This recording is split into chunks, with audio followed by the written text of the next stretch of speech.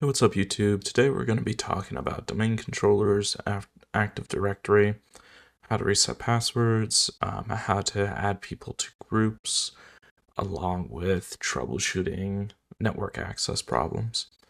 So first of all, a domain controller, also known as a DC, is usually a Windows server that has Active Directory on it.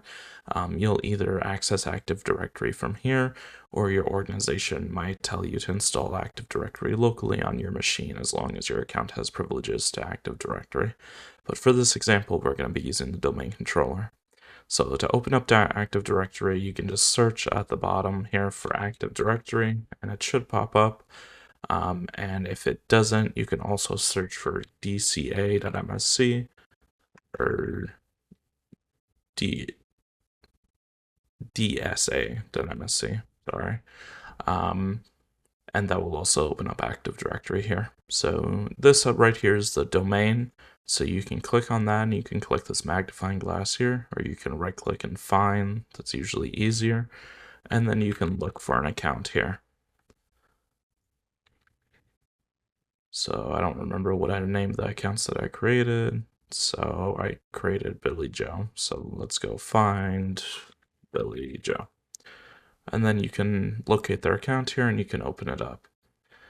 If you go to the account section here, you can tell if their account is locked out because that will have a check mark by it. So when you go into the account, it's not locked out here. To unlock the account, you can click Unlock Account, hit Apply, and hit OK.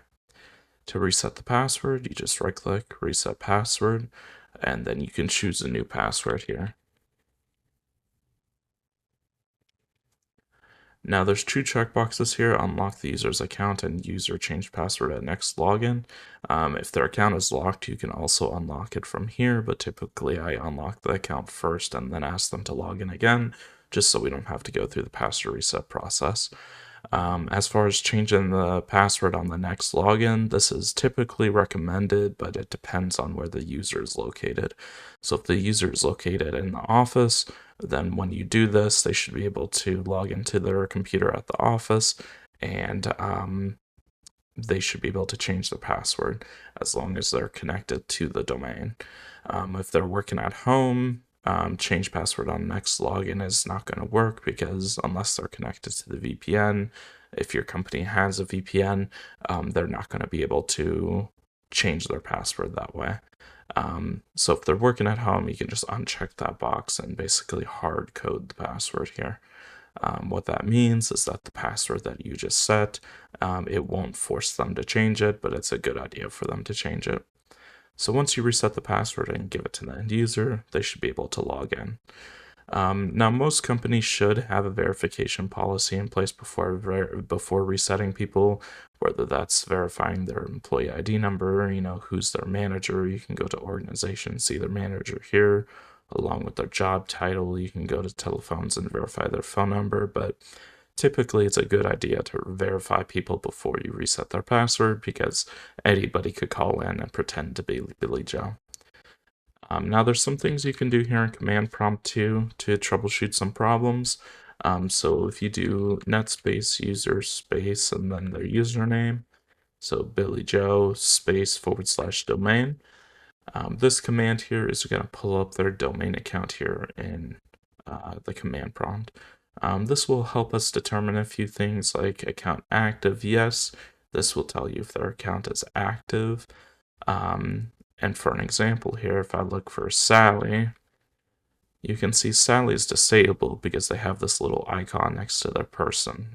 Looks like a little down arrow or something like that. And that means this account is disabled, and you can go to their account and go to account, and you can see account is disabled. So if their account's disabled, it's probably disabled for a reason. You can see when the person's password was last set, when it's expired, and when it's changeable. So for example, you set their password today and you hard-coded it, the user can't change their own password until the 20th, which is tomorrow. You can also see their groups here, so you can see he's part of VPN users. And then if I do up arrow, this will pull up my previous command here, and I can replace the username with Sally.Joe.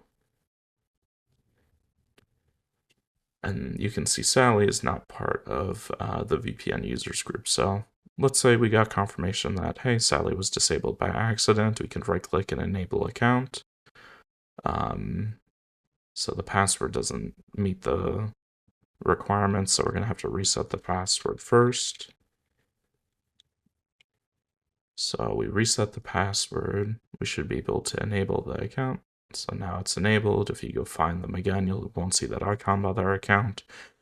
And then also, let's say Sally needs to be able to hop on the VPN. So we can go to member of here inside of Sally's profile, click add, go to VPN, or type in VPN and press enter. It should autofill, and you can see the VPN users group here. We can apply and hit OK. So now if we do that net user command again, we can see Sally is active. We just reset her password, and she's part of the VPN users group here. So I just wanted to give a quick and dirty rundown for Active Directory. This should help anyone trying to get into the help desk space. Some interview questions might ask you, have you used Active Directory before? And typically it's easy to use and easy to learn. So if you want to see any more videos like this, just let me know what you want to see and I can try to make that. Please thumbs up the video, give me a like, give me a sub. Comment below, and thank you so much for your support. You guys have a blessed day.